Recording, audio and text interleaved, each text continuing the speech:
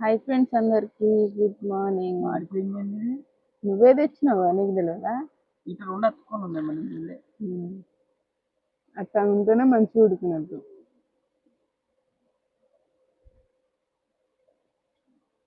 ఎన్ని గంటల తాగుతున్నావు చాయ్? నాకు కూడా అట్నే అయింది. ఎందుకంట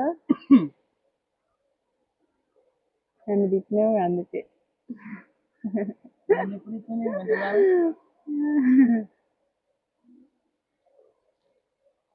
ఈరోజు పెద్ద గ్లాస్లో పోసుకోండి చాయ్. ఎందుకు? ఇది ఉంచుకోవాలా?